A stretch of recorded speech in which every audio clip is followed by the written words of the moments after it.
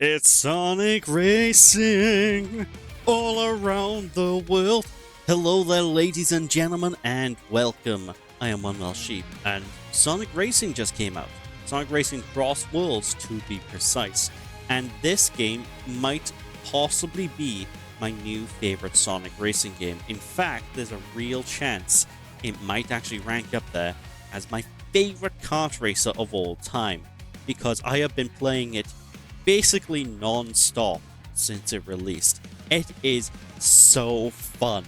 It is so phenomenal. I've been really loving the game.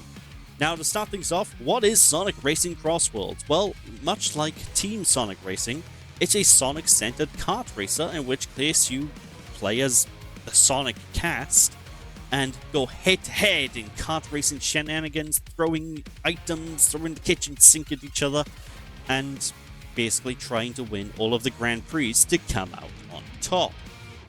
The game itself is split up into a couple of game modes. So you have the basic racing Grand Prix mode, which gives you a total of 7 Grand Prix to race through with different speed classes, which range from normal speed, high speed, sonic speed, and once you unlock it, supersonic speed, which is hyper duper super mega fast, and even a mirror mode as well on top of that.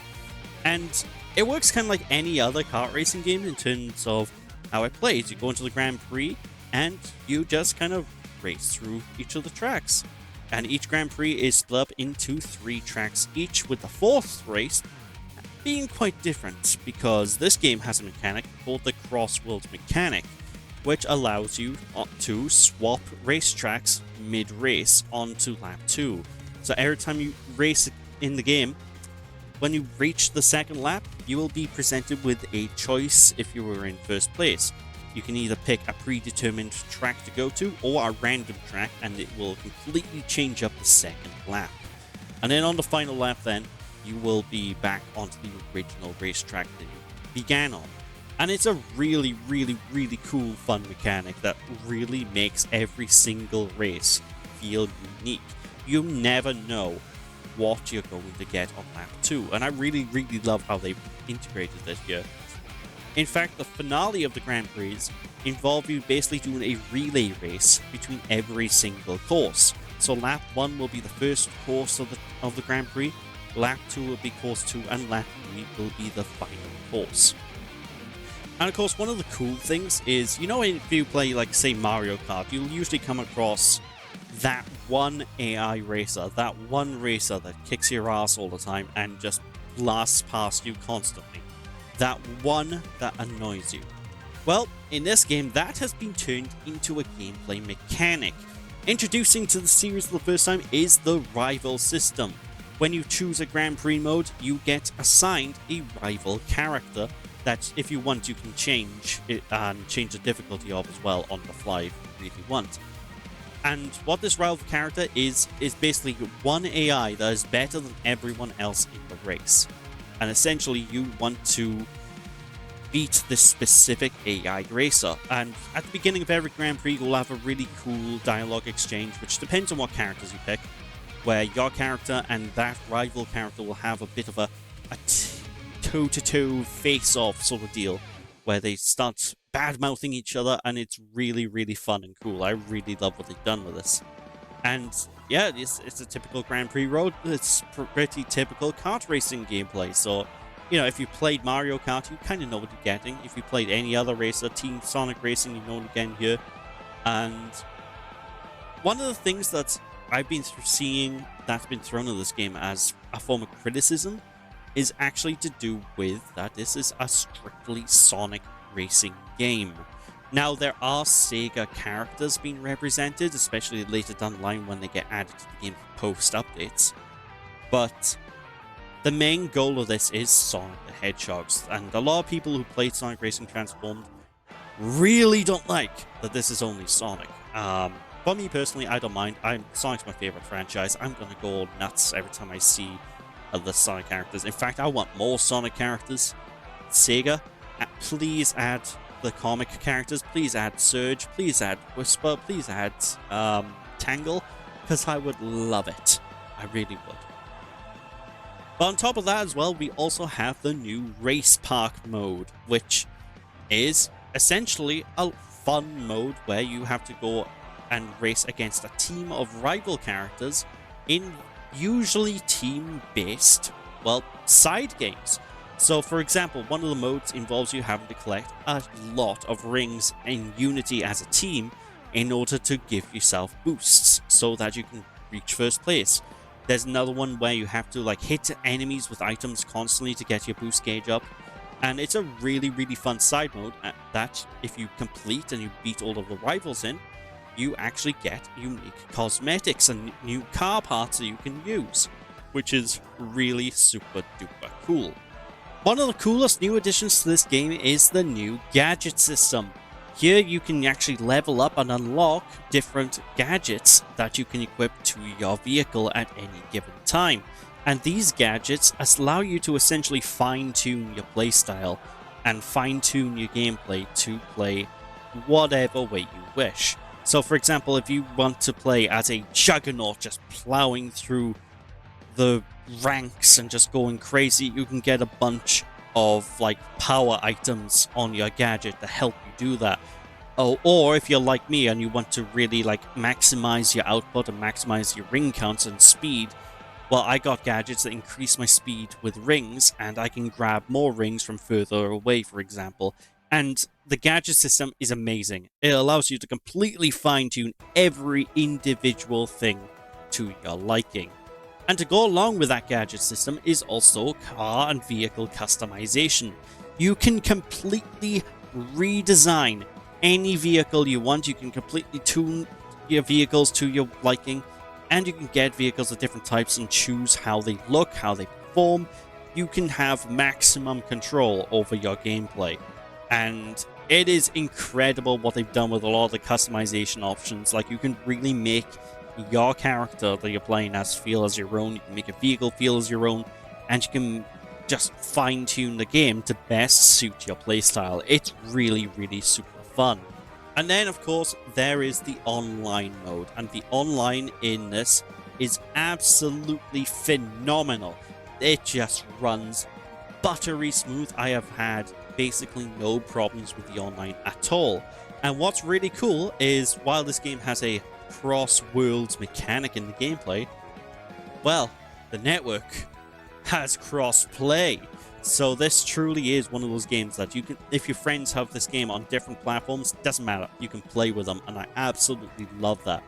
Especially being a PC user, because kart races on PCs, they tend not to do that well, which means, well, the player base is going to dwindle. Now, for me, I don't have to worry, because, well, I have the entire player pool of all the consoles to play with as well as PC, so honestly, it's phenomenal.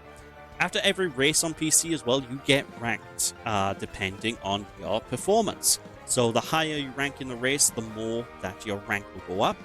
And if you fail on a certain race or fail badly on the race, your rank may go down. And the ultimate goal is to reach the highest rank of Legend, which I still haven't made it yet. I'm currently in the C grade rankings. So I'm making my way. I'm slowly getting there. I will be a legendary racer before long, mark my words. But it's honestly really addicting. Like, this game has that one more game mentality behind it, where every time I turn the game off, I'm itching to get back in. I'm itching to reload it up. I'm itching to do another race. Just one more race. And oh, it's so good. And on top of that as well, the game has been reviewing amazingly with across the board with people, and I'm so happy to finally see the blue guy get a lot of recognition again. Like, the 2010s as a Sonic fan were a nightmare. I'm so glad we finally got... We might be entering a Renaissance era, which I don't want to say for certain, because who knows what the next game is going to be like, but the Sega's been on a roll. The franchise, the Blue Blur, has been on a roll lately, and I'm hoping it continues. In fact, in terms of like complaints, the only real complaint I have with this game has to be actually involving the online mode, where, annoyingly, you can't play split screen online. And that is the biggest black mark that I can chuck towards this game. It is the biggest complaint I have. Everything else is basically pitch perfect. I have no notes. But for some reason, that sticks out quite heftily, because I was trying to play with some friends, and they had to buy an entire second copy of the game for us all to play online together, and it was a shame, honestly. It was an absolute nightmare. Sega, please patch in a split screen online. But otherwise, everything else involved in the game is amazing. The game runs like a dream. It performs so well. If you're playing it on the Steam Deck, it will run perfectly. You can run it at basically max settings, 60 FPS on the Steam Deck. And it's so good. I absolutely adore it. And in fact, it runs so well, I'm willing to say this might actually be the very first Unreal Engine 5 game that's actually got some optimization behind it, because you can run this on some ancient hardware. Like, if you have a computer within the last 10 years, you're going to be able to run this game. No problem whatsoever. And it's also pretty to look at as well. It's a really nice looking game. There are some instances where if you stop and look at the textures, some of the textures do look a bit lower res. But of course, this is a racing game. You're not going to be stopping and looking at the textures all the time, are you? So honestly, the game just looks fantastic. It runs beautifully. And the soundtrack, oh my god. Oh, I wasn't sure how I felt about the soundtrack from the previews, but now that I played the game and now I've listened to the music for myself, oh, it's a banger. It's a banger. It hits the high quality of Sonic. It's so good. It's so good. And anybody who likes Sonic music, just check out the soundtrack. It's really cool, especially when you hit lap 3 of each of the races, because they add extra like music beats and they add remixes to the soundtrack as well. So when you're on Act 3, everything is just heightened in terms of tempo. You've got this choir singing. You've got just everything's just amped up, and it gets you really like gets you pumped up. It's so good. Oh. But there we are. That is Sonic Racing Crossworlds. Again, phenomenal game. Again, the only complaint I have is basically that one split screen issue. Otherwise, the entire game is absolutely fantastic. I will say it's expensive. And this is one of the big complaints that I also have about the game, but it's not involving the game itself. This is external. It's too expensive for what it is. Sega wants, what is it, £65 for this game?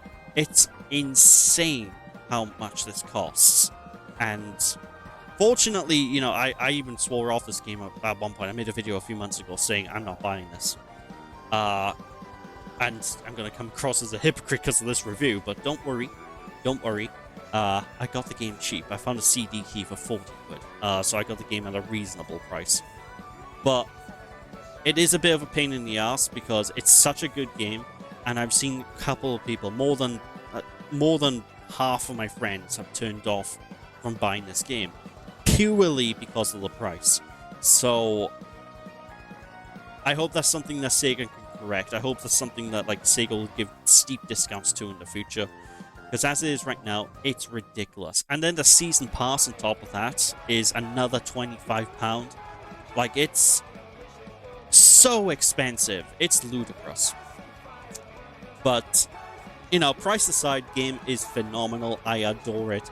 If you can get the game for reasonably cheap, by all means, 100%. Easy recommend. One of the easiest recommends I've ever given out.